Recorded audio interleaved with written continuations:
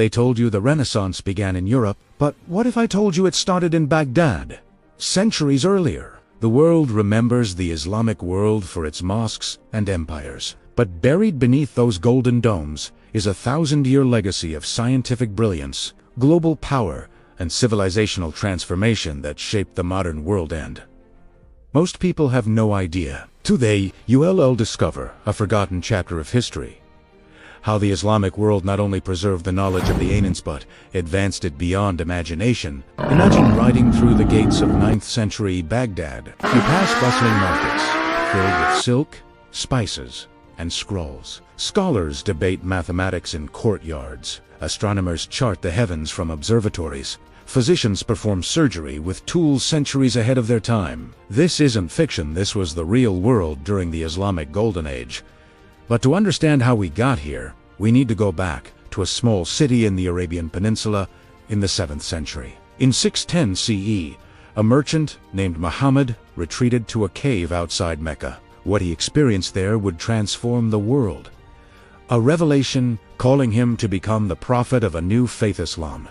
Within a century of his death, Arab tribes, once divided by blood and vendetta, were now united under one belief system. Batiswasan, just espiritu revolucionario, was the foundation of a global superpower. Within a few decades, the Rashidun Caliphs Muhammad's closest companions led conquests that spread Islam from the deserts of Arabia to the banks of the Nile and the heart of Persia. These weren't mere raids. This was a calculated, ideological expansion. By the time of the Umayyad Caliphate, the Islamic Empire stretched from Spain in the west to the borders of China in the east. No other civilization on earth had ever grown this fast, this far.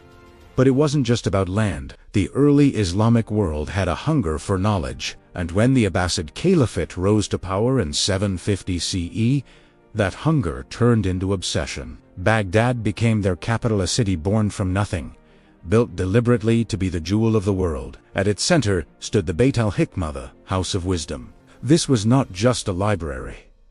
It was an intellectual engine. The Abbasids gathered scholars from all over the empire: Jews, Christians, Zoroastrians, Hindus, and Muslims. They translated texts from Greek, Sanskrit, Persian, and Syriac into Arabic. Plato, Aristotle, Galen, Pythagoras, all reborn in a new language. But they didn't just copy, they innovated.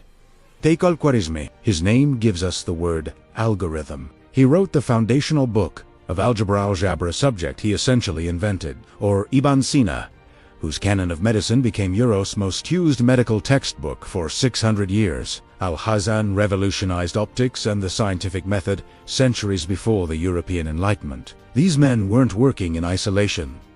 They were part of a thriving, state-sponsored network of learning. Meanwhile, cities like Cordoba in Spain became radiant centers of culture. By the 10th century, Cordoba had street lighting, hundreds of public baths, and one of the largest libraries in the world, while London was still a muddy backwater. Muslim Spain, Al-Andalus, was a beacon of tolerance and coexistence, where Muslims, Christians, and Jews lived and learned together in relative peace. But this flourishing world was not without challenges. The very success of the Islamic world made it a target from within and without. Internal strife between Sunni and Shia factions undermined unity. The empire fragmented into smaller caliphates, and yet even as political power fractured, intellectual and cultural achievements continued to soar. Then came the external shockwaves. In the 11th century, crusaders from Europe swept into the Levant. Though ultimately repelled, they left deep scars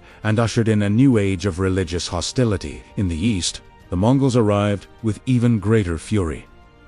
In 1258, they sacked Baghdad. The House of Wisdom was destroyed. Thousands of books, centuries of knowledge were thrown into the Tigris, turning the river black with ink. This was one of the darkest days in Islamic history. But it was not the end.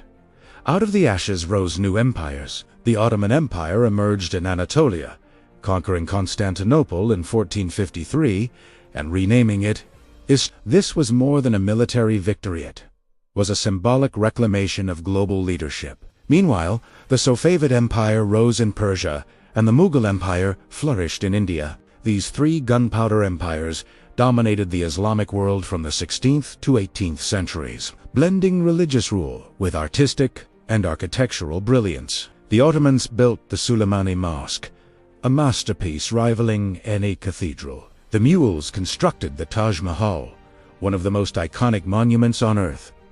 In Persia, poets like Hafiz and Rumi gave voice to the soul of a civilization. But beneath the grandeur, cracks deepened. Europe, once a backwater, was now rising fast-armed with gunpowder, maritime power, and a ruthless appetite for colonization. The Islamic empires, rich in culture but slow to industrialize, began to fall behind. By the 19th century, much of the Islamic world had become prey to European imperialism, yet even in decline, the legacy endured. Europe owed much of its intellectual awakening to the Islamic world. The Renaissance didn't spring from a vacuum, was seeded by texts translated from Arabic into Latin. Algebra, chemistry, astronomy, and medicine all flowed from the Islamic Golden Age into Europe's universities. Today, the influence of the Islamic world is everywhere.